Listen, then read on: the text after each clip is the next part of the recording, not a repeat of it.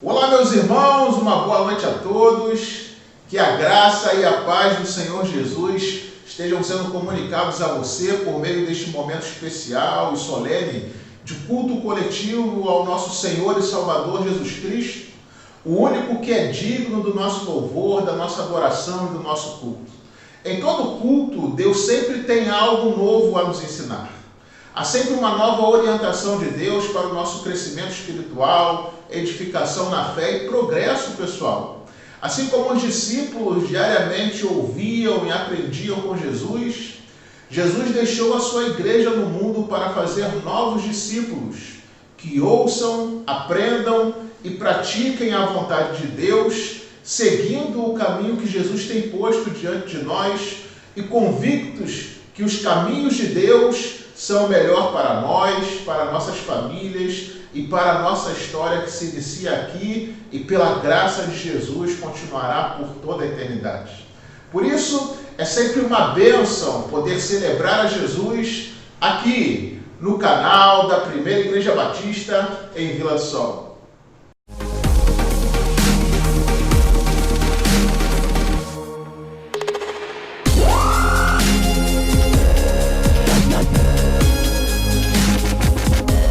Queridos, vamos iniciar este culto falando com Deus, vamos derramar perante o Senhor os nossos corações em oração, súplica e com ações de graças, colocando diante de Deus nossas vidas, famílias, igrejas, a nação e o mundo.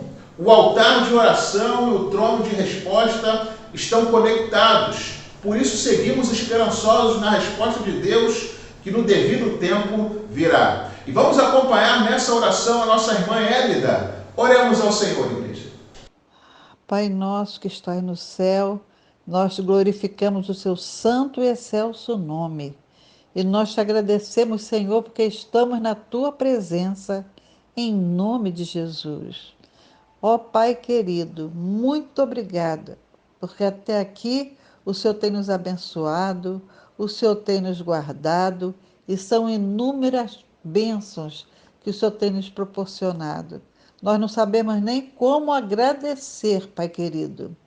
Ó Deus, nesse momento, Jesus, nós queremos te pedir pelas nossas igrejas. Nós sabemos que as igrejas estão pregando a tua palavra, estão com o ministério online, pregando Jesus como Senhor e Salvador das vidas. E nós estamos em tempos difíceis, Senhor. E todos nós, todas as pessoas, precisam reconhecer o Senhor Jesus como Salvador das suas vidas. Ó Deus querido, nós queremos lembrar também para lideranças políticas, meu Pai. O Senhor vai de encontro cada autoridade. Ó Jesus, vai dando sabedoria no seu nome, para que eles possam dirigir o nosso país. Ó Jesus, também nós te pedimos pelo nosso presidente. Jesus abençoe, dê saúde, Senhor, dê sabedoria, Pai, que ele possa confiar em Ti, que ele não olhe nem para a direita nem para a esquerda, mas que ele possa olhar somente para o consumador da nossa fé, que é Senhor Jesus, porque sem Ti nós não somos nada. Deus querido, nós queremos te pedir também pelos profissionais da saúde, Pai. Ó Pai, os médicos, as enfermeiras, todos que trabalham nos hospitais, todos os funcionários, meu Deus, tenha misericórdia. Guarde, Senhor, desse vírus, Senhor. Ó Pai, que eles também possam ter confiança em Ti e saber que o Senhor é um Deus que protege. É um Deus que está conosco todos os dias, até a consumação dos séculos. Que esse tempo seja de salvação. É um tempo de dor? É, meu Pai. É um tempo de preocupação? Sim, meu Deus. E até muitos, Senhor, com muito medo. Mas aqueles que têm o Senhor, que confiam no Senhor, o Senhor nos renova, Senhor, a cada manhã. O Senhor nos dá aquela força, aquela confiança de que tudo está no seu controle, Pai. Nada acontece, Senhor, sem que o Senhor permita. E temos que crer nisso e confiar em Ti, porque o mundo está nas tuas mãos. Senhor, também eu quero te pedir pelos militares, meu Pai, pelos comerciantes, as famílias, os trabalhadores. Ó Senhor, contempla com teu olhar santo, Senhor, todo ser vivente da terra, meu Pai, todo o ser humano, meu Deus, porque nós sabemos que a sua morte, meu Pai, no Calvário foi por todos, que possam reconhecerem pecador, que necessitam da tua graça, que necessitam de ti, para que seus pecados, Senhor, sejam lavados e perdoados no seu nome, pelo sangue derramado ali no Calvário, Senhor, naquela cruz no Gólgota. Ó Deus amado, fique conosco, Senhor. Abençoe o nosso pastor, abençoe a sua esposa, abençoe os seus filhinhos, meu Pai. Ó Deus, dê sabedoria ao seu servo, cada dia mais, para conduzir o nosso rebanho. Obrigada, assim, pela a nossa igreja, Senhor, na Vila do Sol. Continua nos abençoando, continua fortalecendo os nossos corações e aumentando a nossa fé.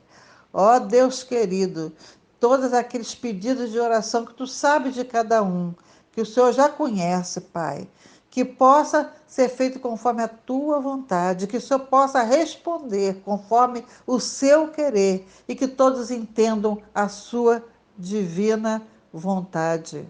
Ó Deus, muito obrigado por tudo, obrigado pelo dia que passamos, meu Pai. Obrigado, meu Pai, porque o amanhã pertence a Ti e nós temos a esperança esperado em Ti. Ó Pai querido, muito obrigado. Visite cada cristão na face da terra, abençoando cada um. Que todos não deixem de confiar em Ti e nem perder a fé nesse Deus maravilhoso, Criador dos céus e da terra, e que nós contemplamos pela Tua palavra. Muito obrigada por tudo. Essa é a nossa oração em nome de Jesus. Amém. Amém. E vamos seguir louvando a Deus com um cântico em espírito e em verdade. Louvemos ao Senhor. Uma das passagens mais lindas de toda a Bíblia se encontra em João 4. Uma conversa de Jesus com a mulher samaritana. E num determinado momento ela pergunta para o Senhor assim: nossos pais adoram neste monte, e vós dizeis que em Jerusalém é o lugar onde se deve adorar. Disse-lhe Jesus: mulher, crê-me, a hora vem em que nem neste monte, nem em Jerusalém adorareis o Pai. Vós adorais o que não conheceis, nós adoramos o que conhecemos, porque a salvação vem dos judeus. Mas a hora vem, e agora é, em que os verdadeiros adoradores adorarão ao Pai em espírito e em verdade, porque o Pai procura tais que assim o adorem. Deus é espírito e é necessário que os que o adorem em espírito e em verdade. É isso que nós vamos estar cantando. Em espírito e em verdade te adoramos, te adoramos. Em espírito e em verdade te adoramos.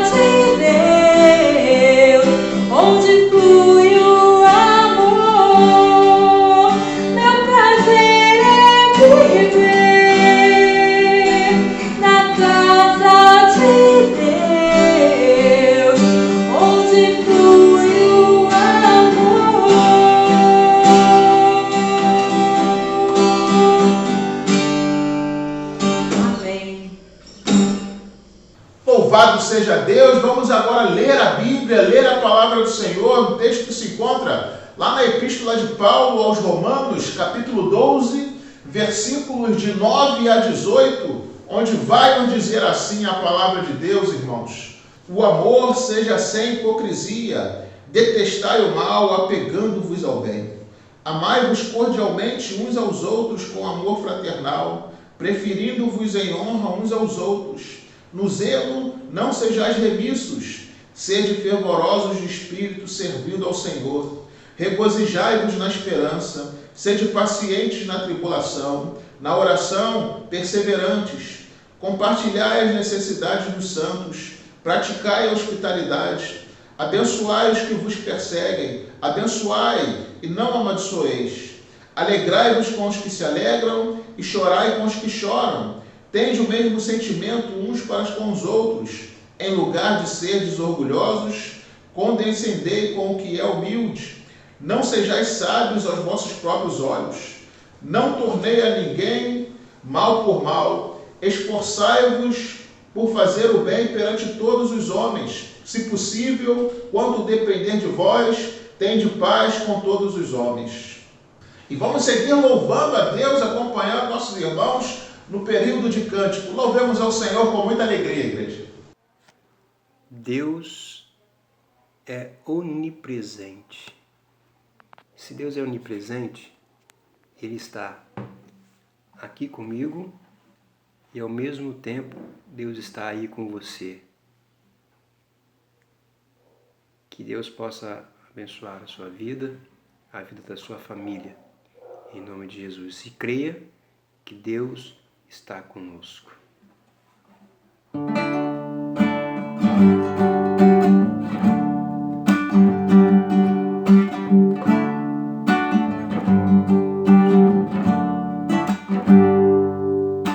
Deus está aqui, tão certo como aqui eu expiro, tão certo como a manhã que se levanta, tão certo como eu te falo e podes me ouvir. Deus está aqui.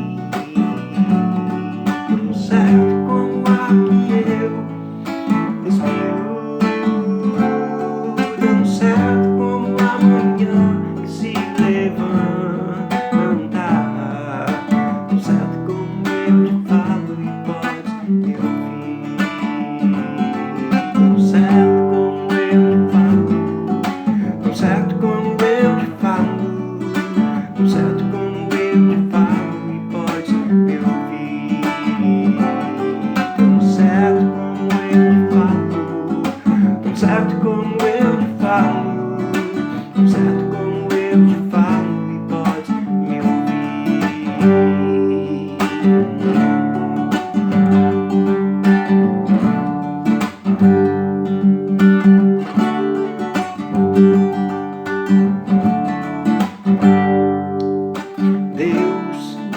está aqui, tão certo como o ar que eu respiro, tão certo como amanhã se levanta, tão certo como eu te falo e podes me ouvir, tão certo como eu te falo, tão certo como eu te falo, tão certo como eu te falo e podes me ouvir, tão certo como eu te falo, tão certo como eu te falo, tão certo como eu te falo e podes me ouvir.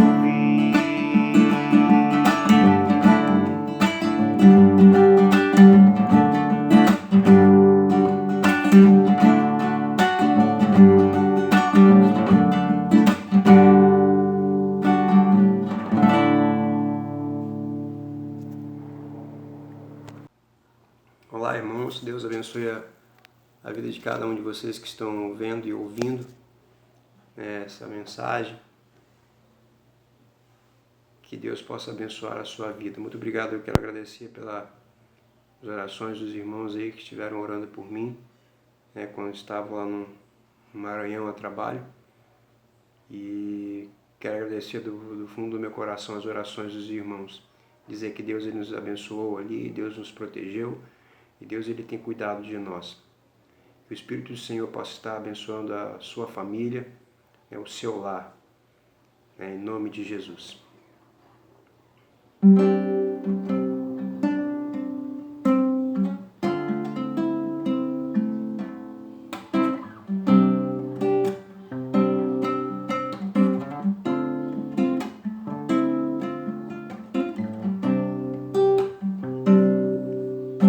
O Espírito do Senhor, Deus está sobre mim,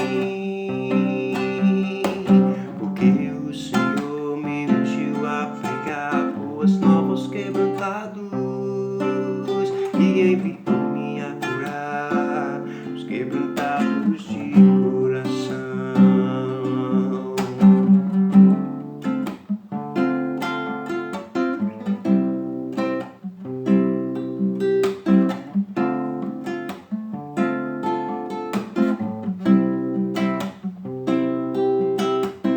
E a livrar todos os cativos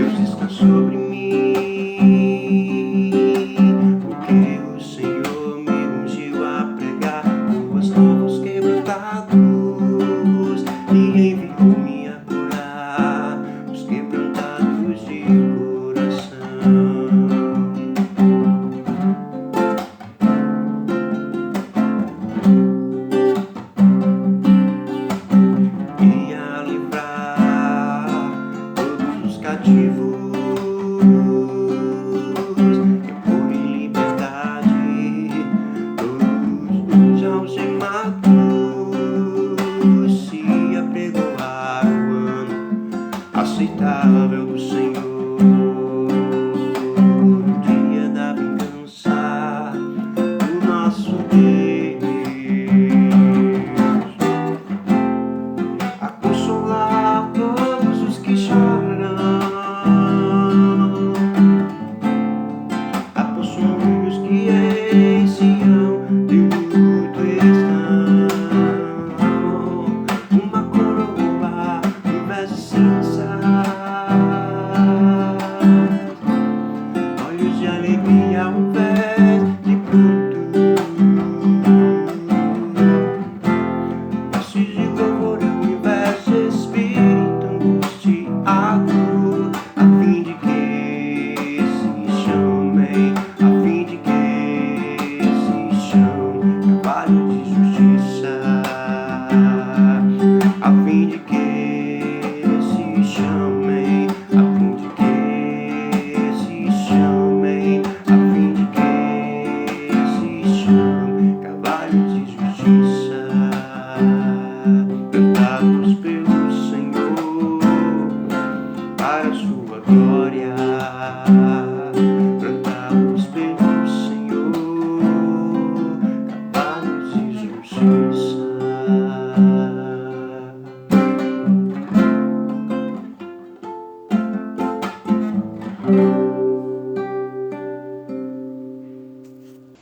Louvado seja Deus, irmãos. Nós vamos orar mais uma vez, nos preparando para ouvir a voz do Senhor por meio da reflexão dessa noite. Nós somos gratos a Deus por tudo aquilo que Ele já comunicou aos nossos corações e vamos suplicar que o Senhor nos dê discernimento para continuar compreendendo a sua santa orientação para a vida de cada um de nós por meio do estudo da Palavra de Deus. Convido você a fechar os seus olhos e a orar comigo neste momento. Grandioso Deus, amado Pai, muito obrigado a Deus pelo Teu amor, pela Tua graça, pela Tua santa misericórdia com a qual o Senhor tem nos conduzido. Ó Deus, obrigado pela Tua santa verdade que tem nutrido em nossas vidas as mais ricas virtudes e nos conduzido, ó Deus, pelo caminho que o Senhor tanto preza para a vida de cada um de nós. Ó Deus, nós sabemos que somos falhos, limitados, carentes do Teu auxílio. Por isso, Pai, te suplicamos nesse momento que o Senhor nos dê discernimento para ouvir, compreender e colocar em prática a sua santa orientação para a vida de cada um de nós. Por isso te suplicamos, ó Deus, que o Teu Santo Espírito tome a frente dessa mensagem para que ela de fato venha a ser proveitosa e edificante na medida que necessitamos. É por isso que oramos e desde já te agradecemos em nome do Teu Filho amado Jesus Cristo. Amém.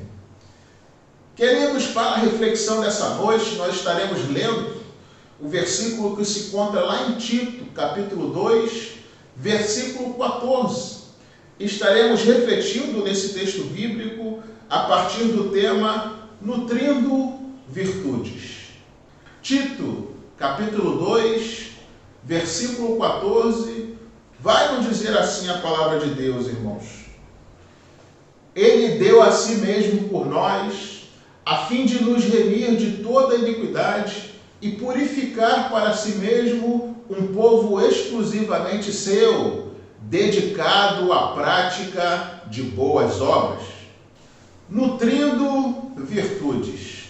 Queridos, o Senhor Jesus tem uma meta alta para o seu povo. Ele sempre quer o melhor para nós e o melhor de nós. Se por um lado a Bíblia diz que Deus conhece a nossa estrutura e sabe que somos pó, a mesma Bíblia também declara em 1 Pedro 2,9 que nós somos raça eleita, sacerdócio real, nação santa, povo de propriedade exclusiva de Deus, a fim de proclamar as virtudes daquele que nos chamou das trevas para a sua maravilhosa luz. Portanto, assim como nos diz Filipenses 1,27, vivei acima de tudo por um modo digno do Evangelho de Cristo, para que ou indo vermos ou estando ausente, ouça no tocante a vós outros, que estáis firmes em um só espírito, como uma só alma, lutando juntos pela fé evangélica. O povo de Deus deve ter viva em seu coração a meta de corresponder às expectativas que Deus tem em relação a nós como sua igreja. Como representantes da sua graça, da sua luz e do seu evangelho nesta geração.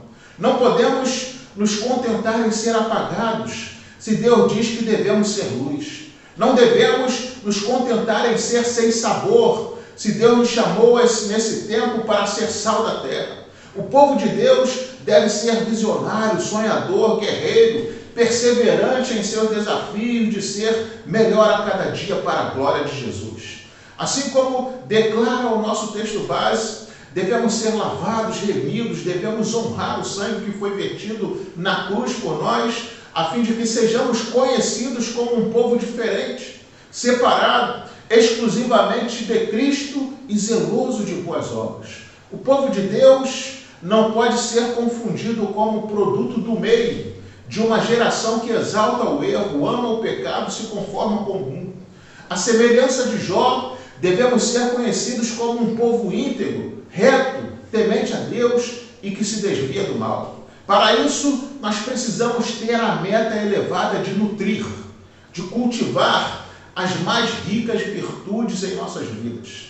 E o que a Bíblia mais nos ensina é exatamente sobre as virtudes necessárias para que o povo de Deus, sendo zeloso de boas obras, venha nutrir uma qualidade de vida elevada sob a direção do Espírito Santo. Em nossa mensagem dessa noite, destaco 3 dessas virtudes. Em primeiro lugar, a santificação. A santificação é algo indispensável para a vida do verdadeiro cristão.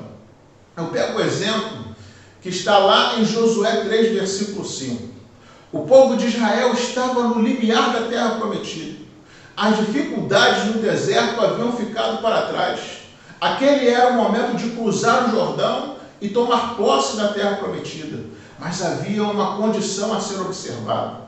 Josué diz ao povo: santificai-vos, porque amanhã o Senhor fará maravilhas no meio de vós. Destacamos aqui 5 verdades importantes sobre a santificação.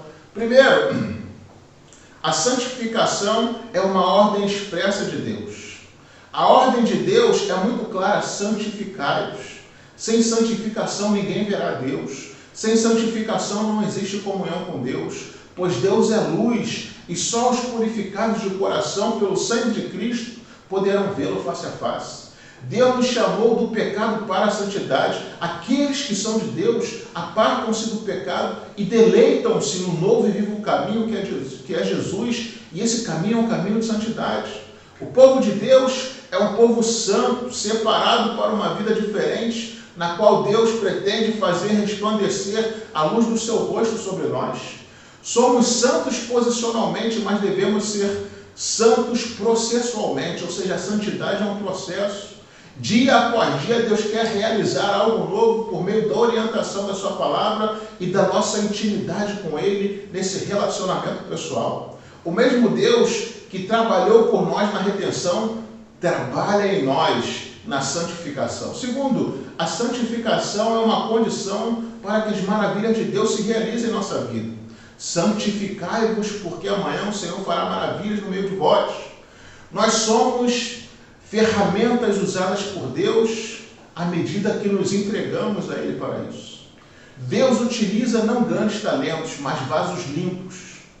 Deus usa homens e mulheres que buscam a santidade. O que a igreja precisa não é de melhores métodos, de melhores projetos. Precisa de pessoas santificadas por Deus. A vitória de Israel sobre seus inimigos e a vitória da igreja sobre o pecado em nossos dias não é resultado simplesmente de esforços humanos, mas da intervenção divina nos santificando. As maravilhas divinas deveriam ser precedidas pela santificação do seu povo. É a santidade que abre o caminho para que as maravilhas divinas aconteçam em nosso meio. Se queremos ver o poderoso mover de Deus em nós, nós devemos então santificar as nossas vidas. O pecado nos afasta de Deus e atrai sobre nós vergonha e opróbrio, mas a santificação é o caminho da comunhão e da honra. Terceiro, a santificação é uma exigência para todo o povo de Deus. Todo o povo de Deus deve ser santo. Todos precisam buscar a santificação como seu maior tesouro. Devemos desejar Deus mais do que as suas bênçãos. Devemos buscar a semelhança com Cristo mais do que o sucesso. Devemos querer Deus mais do que as maravilhas divinas. À medida que cuidamos da causa, ou seja, a santificação, experimentamos o resultado, que são as maravilhas divinas. Quarto, santificação é uma exigência para ser observada hoje. Se Deus vai fazer maravilhas amanhã, e se a condição dispensável para essas maravilhas é a santificação do povo, então devemos nos santificar hoje. Não podemos adiar essa ordenança divina. É para hoje que a palavra de Deus nos diz em 2 Timóteo 2, versículo 15, procura apresentar-te a Deus aprovado, como obreiro que não tem de que se envergonhar e que maneja bem a palavra da verdade. Agora é o tempo de colocar tudo no altar e nos rendermos ao Senhor de todo o nosso coração, para que o Senhor faça maravilhas em nós e através de nós. Quando o povo de Deus se santifica, Deus opera maravilhas em seu meio. As maravilhas divinas não são feitas apenas por nós, mas sobretudo em nós. Nós somos o receptáculo dessas maravilhas e em seguida os instrumentos por meio dos quais essas bênçãos fluem para o mundo. Somos abençoados para sermos abençoadores. Pela santificação nos tornamos imitadores de Deus e canais das bênçãos de Deus para o mundo inteiro. Em segundo lugar, maior virtude que devemos nutrir, a segunda maior virtude, essa é o amor. O amor, queridos, é a virtude mais exaltada na Bíblia, porque a Bíblia declara que Deus é amor.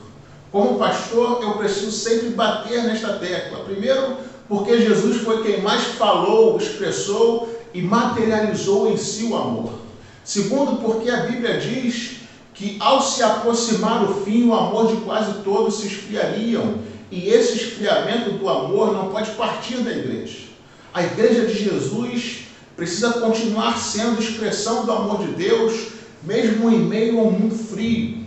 Jesus, o Filho de Deus, o supremo intérprete das Escrituras, ordenou em João 13, versículos 34 e 35, novo mandamento vos dou, que vos ameis uns aos outros, assim como eu vos amei. E nisto conhecerão todos os que sois meus discípulos, se tiverdes amor uns pelos outros. Obviamente, Jesus está falando de um amor específico. Trata-se do mesmo amor com que ele nos amou. Amor perseverante, sacrificial, santificador.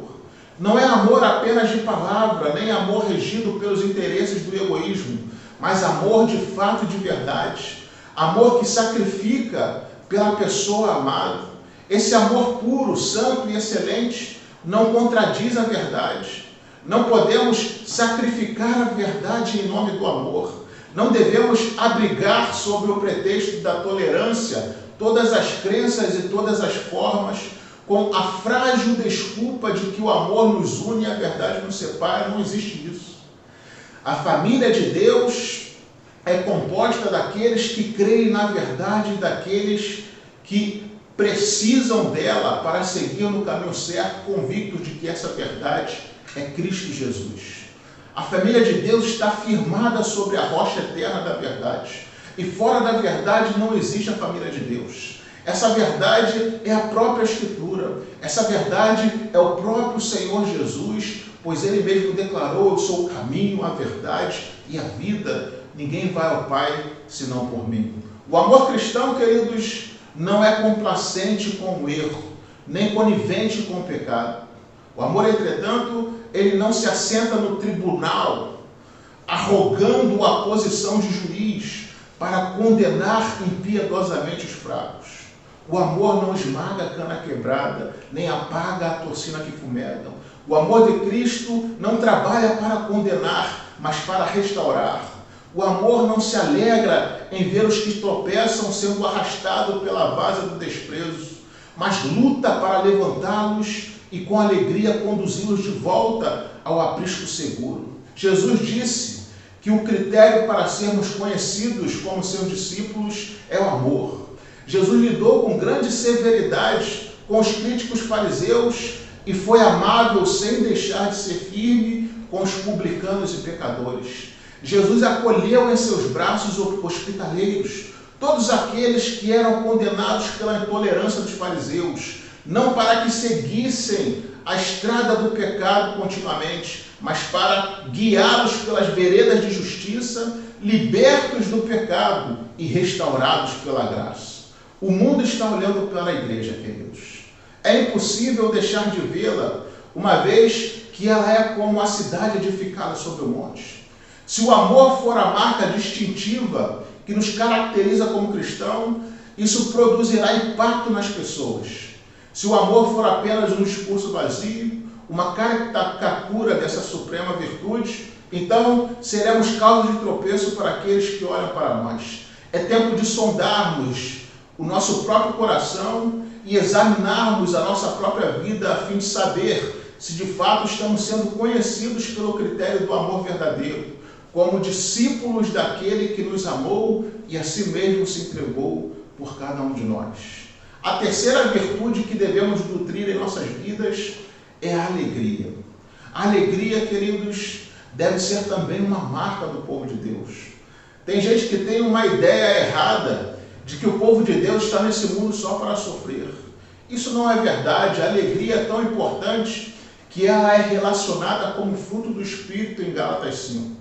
1 Pedro 1, versículo 8 diz: a quem não havendo visto amais, no qual não vendo agora, mas crendo exultais com alegria indizível e cheia de glória. Essa é a alegria que deve nutrir o povo de Deus em sua caminhada, independente das circunstâncias.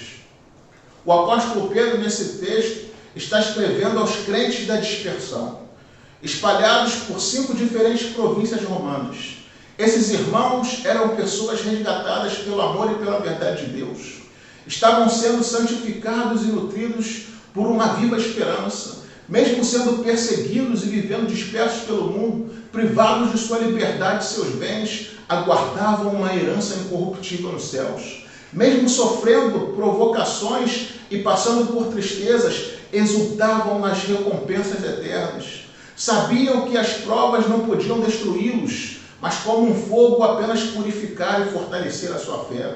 Esses crentes, mesmo não tendo visto a Cristo face a face, como vira o apóstolo Pedro, amavam-no. Mesmo não vendo com os olhos físicos, eles exultavam com alegria indizível e cheia de glória. O que significa essa alegria indizível e cheia de glória?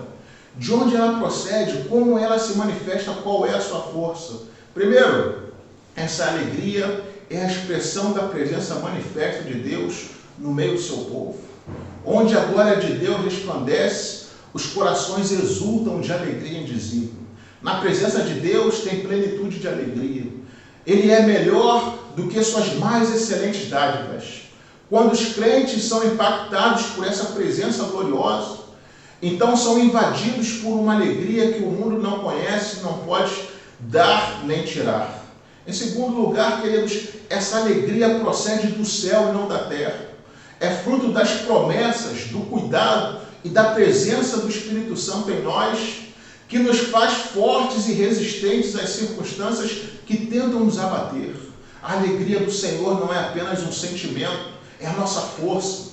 Com ela enfrentamos tempestades, crises financeiras, emocionais, políticas, enfrentamos pandemias, isolamento social e tantas outras adversidades sem perder a esperança, sem abandonar a fé, e seguimos em frente com a firme convicção de que Deus é por nós, está no controle e vai dar tudo certo. Do céu procede essa alegria ultra circunstancial e indescritível. As alegrias promovidas pelo mundo e pelo pecado são passageiras e cobram um preço muito alto.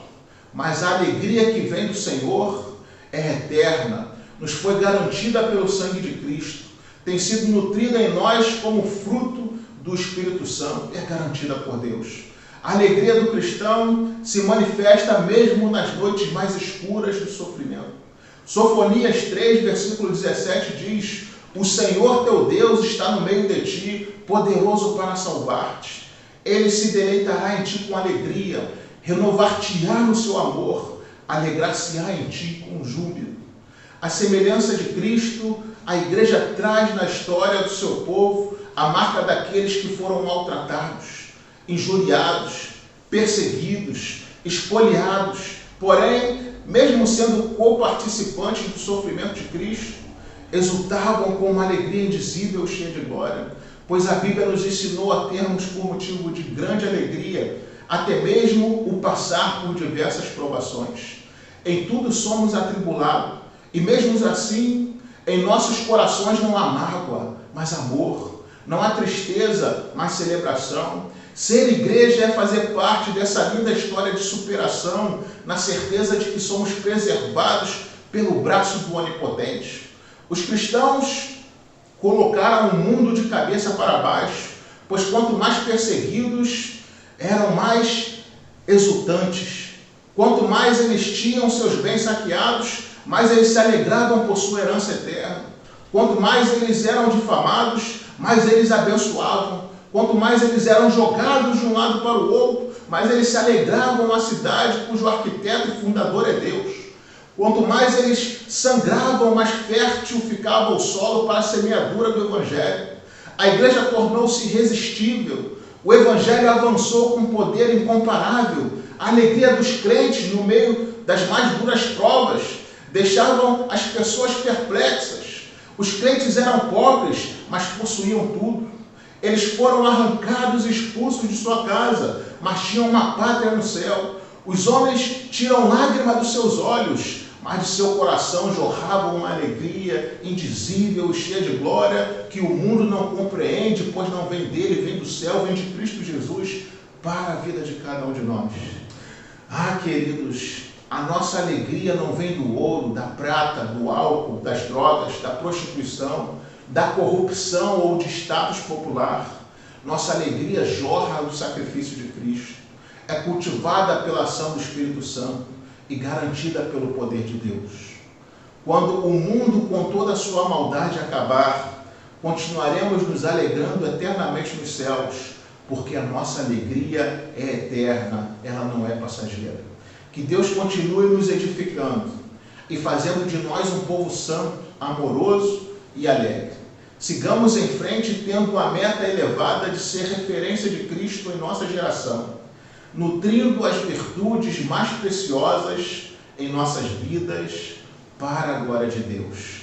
Que com essa meta santa, Deus abençoe você, Deus abençoe sua família, Deus abençoe sua semana. Amém.